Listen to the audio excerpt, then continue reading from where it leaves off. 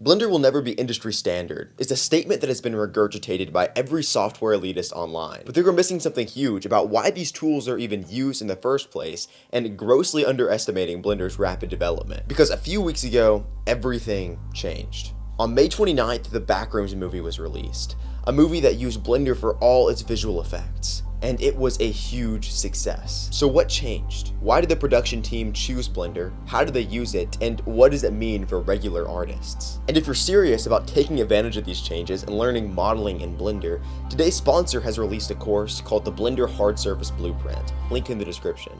So the Backrooms movie is an interesting case, because there are two main reasons why Blender was used in its production. The entire idea of the backrooms and this sort of liminal space isn't something we're going to get into in this video, but it was popularized by Kane Parsons, who runs the YouTube channel Kane Pixels. For the last few years, he's been making movies about the backrooms, mostly in this found footage VHS style, which does a few things. Firstly, it feels real and grounded, like this is something that was actually found, which does a lot. But it also serves to hide the imperfections in the visual effects, which is why, at the age of 16, Kane was able to make the original Backrooms video entirely in Blender. He had already had some experience with visual effects, making other kinds of videos, but he chose to use Blender as the tool to bring this whole world to life. And really, the video's performance showed that suspenseful, intriguing content doesn't have to be super polished with a $100 million budget to be successful. This is something that a 16-year-old made on his computer alone. And I don't say that to diminish the technical achievement, it's really cool, but the performance of the video speaks to the success of his method. That you don't have to be the most advanced visual effects artist in the world, but you have to leverage the tools that are available to tell a compelling story. He continued to develop his series with great success, to the point that at the age of 20 years old, he was able to create the Backrooms movie in collaboration with A24 Studios. And since Kane was the director of the movie, and he had extensive background in Blender, that was his tool of choice. He actually modeled most of the sets that are seen in the movie and then sent the Blender file to the production team, who turned it into this 30,000 square foot set that was so big that some of the cast and crew members ended up getting lost in it, which is kind of funny. So it makes sense that the Backrooms movie would use Blender as its visual effects backbone, if for no other reason than that's what Kane had always used. But I find it interesting that they didn't feel the need to adapt. And this ultimately is the central reason why Blender is becoming the industry standard. Blender is often called a toy, that is something that hobbyists can use, but it doesn't have a real place in the industry. But I find it fascinating that it has applications on both extremes of the spectrum. For instance, a few years ago, I got into pickleball. I was playing all the time, and to start out, I was using this.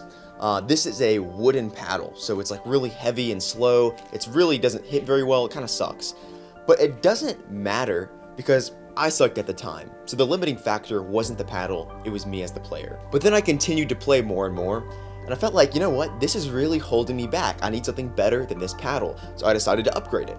And I got this, which is a better paddle. It's no longer wooden, it hits way better, it has a better grit, so it can hit more spin. There's a lot of stuff that's a lot better about this paddle.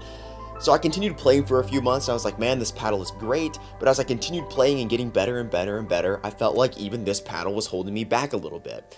So I decided to splurge and get this paddle, which is the paddle I use today. This has like a Kevlar face, it's really fancy. I was like, you know what, I'm gonna get myself a nice paddle so that I don't hold myself back. And this paddle is the best fit for my playing style now. I slowly graduated from one paddle to another, and I didn't really feel limited by any of them, and if I did, then I upgraded to the next paddle. And I continually slowly worked my way up the ladder. But the crazy thing about Blender is that it simultaneously fills all three niches. When I started out with Blender, I downloaded it because it was free. I wasn't even sure if 3D was something I really wanted to get into, but it was the lowest entry-level 3D software, and I wanted to kind of try it out.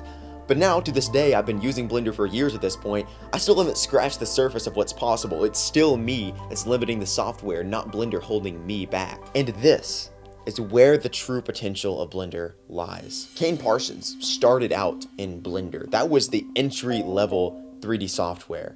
But as his skills grew, as he got more famous, as he created bigger projects, and eventually as he broke into the industry and directed his own feature film, he never felt the need to upgrade. There was never a thing that Blender was lacking, and if it was, then you supplement it with other tools rather than replacing it entirely. This proves to me, more than anything else, that Blender is an industry-grade tool. But there's also a big problem with tools of this scope, and that's that they're really difficult to learn. There are so many different disciplines that you have to master.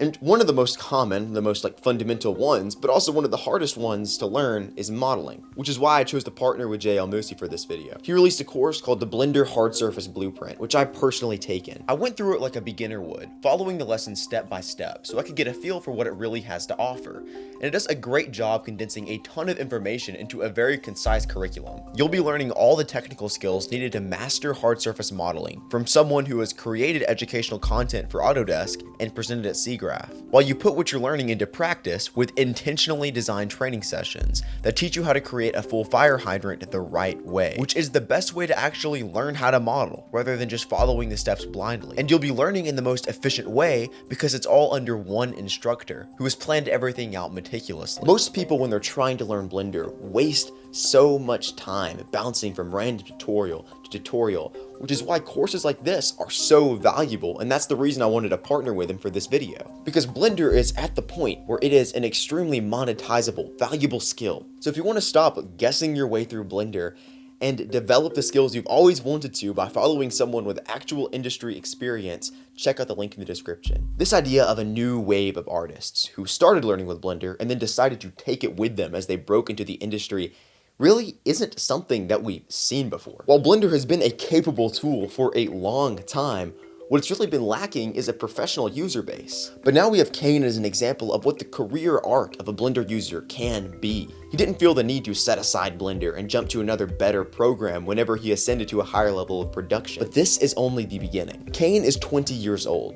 And based on the movie, it is clear that he has a bright future ahead of him in Hollywood, and he's going to be working there for a long time. But he isn't the only one. This is the real reason why Blender is becoming the industry standard. Yes, Blender gets better every year, but it doesn't matter. When studios have invested hundreds of millions of dollars into pipeline development, they're not just gonna throw that away. But if the hard work of transition is something that the new wave of artists has already done by not just transitioning to Blender, but using it as their primary software in the first place, then what's the barrier to entry? There is none. Because let's be frank, at BlenderCon last year, one of the largest visual effects companies in the world talked about how they were already using Blender on a $150 million production. But then it was only for previs. And Flow animated the entire movie in Blender and they won an Oscar. I've seen the comment that Blender will never be industry standard literally thousands of times. And it's something that I believed. And for large studios like ILM and Weta, it's going to take a lot more than a 20-year-old director to change their methods. Even if they wanted to jump ship to Blender, you can't expect them to throw away the talent of all these older artists and scrap old assets worth millions of dollars.